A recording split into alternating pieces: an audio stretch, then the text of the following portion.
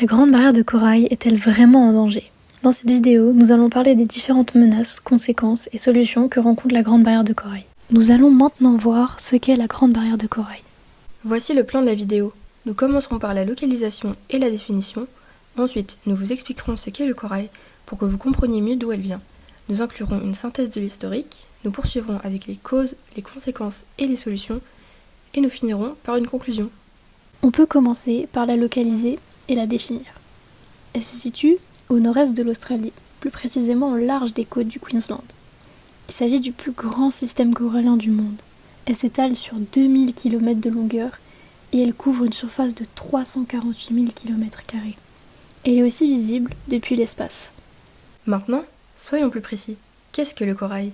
Également appelé polype, il n'appartient pas au règne des plantes comme nombreux pourraient le penser, mais bien au règne animal.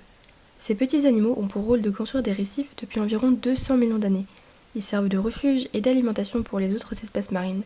Ils ont aussi un rôle de protection lors d'événements naturels comme des tsunamis ou des inondations, tout en limitant les dégâts et en protégeant la population. La formation de la grande barrière de corail a commencé il y a 20 000 ans, mais les récifs que nous pouvons observer sont âgés d'au moins 6 000 ans. Son développement a été influencé par 4 cycles glaciaires. C'est en 1770, à bord de son navire, l'Endeavour, que James Cook, navigateur britannique, a redécouvert la grande barrière. Il est indispensable de préciser que bien qu'il fût le premier Européen à l'avoir découverte, les peuples aborigènes en avaient déjà la connaissance. C'est seulement en 1930 que des premières études scientifiques ont commencé. Quelles sont les menaces que rencontre la grande barrière de corail? Il y a de nombreuses causes humaines, mais également des causes naturelles. Commençons par la première cause humaine, le changement climatique. La grande barrière de corail est menacée par le réchauffement climatique, principalement dû à l'augmentation du CO2 et des gaz à effet de serre. Il provoque une hausse des températures, le blanchissement des coraux et la perte de biodiversité. Les récifs sont sensibles à tout type de changement, comme la température de l'eau. L'acidification des océans impacte les écosystèmes marins de deux manières différentes. La première, le taux d'acidité est plus élevé. La deuxième, il y a une diminution des ions carbonates.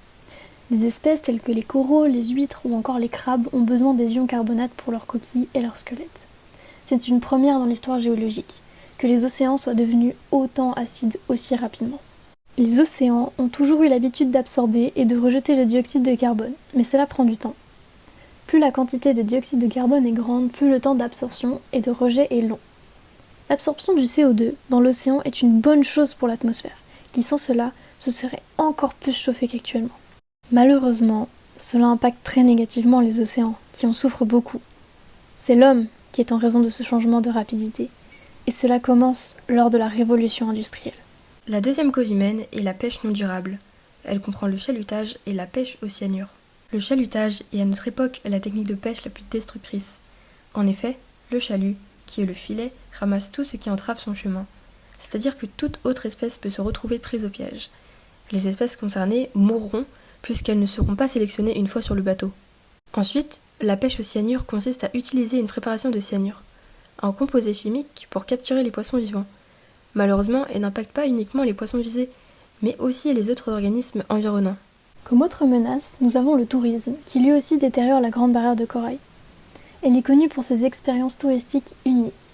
La majeure partie du tourisme australien se concentre dans les localités aux environs de la grande barrière.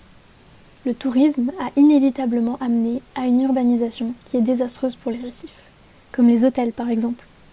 L'un des problèmes est que la santé du récif est primordiale pour la stabilité et la valeur de l'industrie touristique. Il y a des impacts directs comme la plongée, la voile, et des impacts indirects comme les déchets.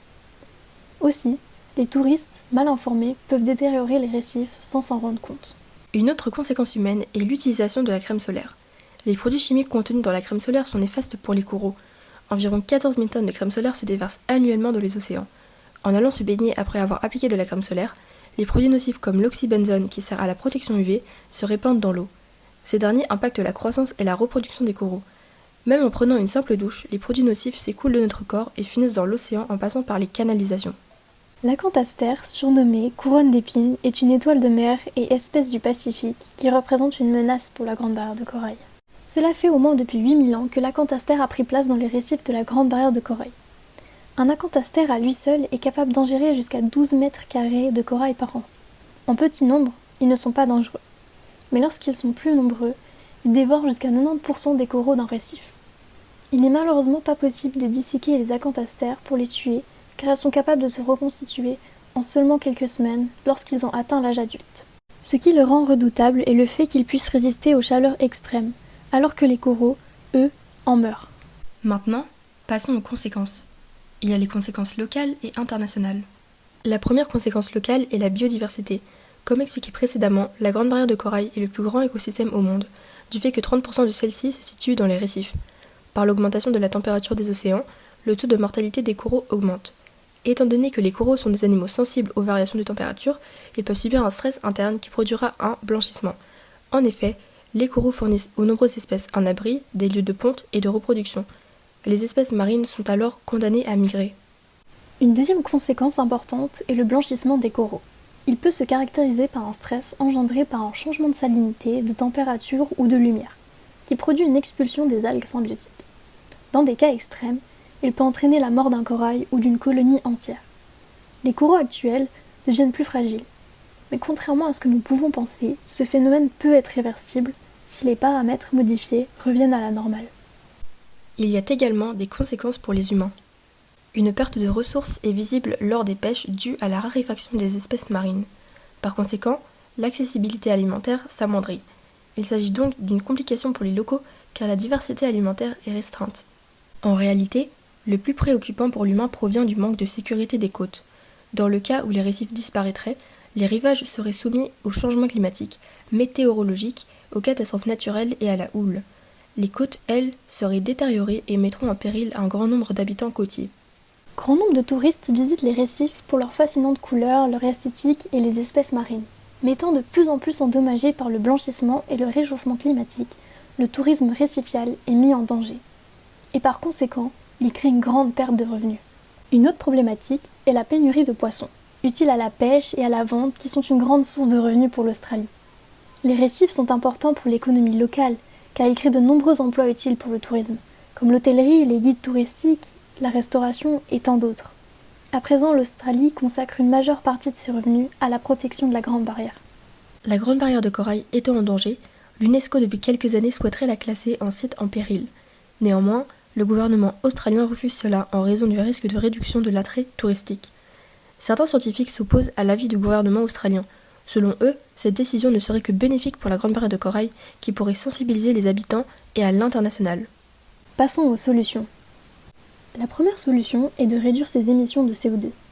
Ces dernières sont néfastes pour l'environnement et impactent directement la Grande Barrière de Corail. La première manière est de choisir des destinations de vacances moins lointaines, afin de baisser ses trajets en avion, étant un désastre écologique. Un autre moyen est de limiter sa consommation de viande générale et privilégier la viande locale.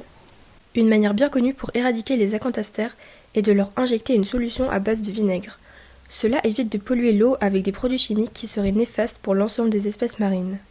Sensibiliser sur la dégradation de la Grande Barrière de Corail est un bon moyen de pousser à sa protection. Les gens informés sont ceux qui ont le pouvoir d'agir, afin de changer drastiquement les choses. Pour conclure, il est important de prendre connaissance des différentes menaces planant actuellement sur la Grande Barrière de Corail afin de pouvoir aider à sa restauration. Commencez à agir dès aujourd'hui afin de stopper les menaces et éviter le pire.